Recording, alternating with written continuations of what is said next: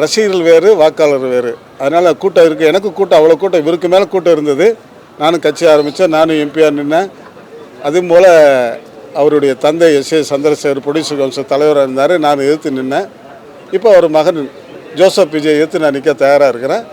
கண்டிப்பாக எந்த கட்சி கூப்பிட்டாலும் கூப்பிடலைனாலும் நான் கண்டிப்பாக சுயேட்சையாக நிற்பேன். நிற்கட்டும், அவர் நிற்கணும், களத்தில் நின்று ஜெயிக்கணும், அதான் என்னுடைய ஆசை. பண்ணுவார். அவர் என்ன சொல்றாருன்னா, எதிரி விஜய், ஆமா விஜய்க்கு எதிரி அண்ணன், ஆமா எதிரி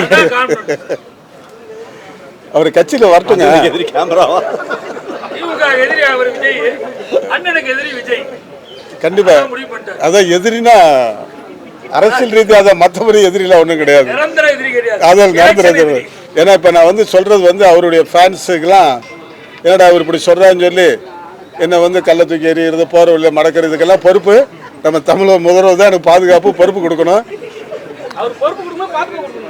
என்ன தம்பி? பாதுகாப்பு கிடையாது, ஏதோ உயிருக்கு அச்சுறுத்தல், திடீர்னு ஃபோன் வரும், திடீர்னு மிரட்டுவாங்க. எனக்கு ஏகப்பட்ட பேர் மிரட்டியிருக்காங்க, கடத்தியிருக்காங்க. அதெல்லாம் தனிப்பட்ட முறையில். இப்போ நான் அவர் ஒரு கட்சி தலைவர், அவரை எதிர்த்து நான் பேட்டி கொடுக்குறேன்.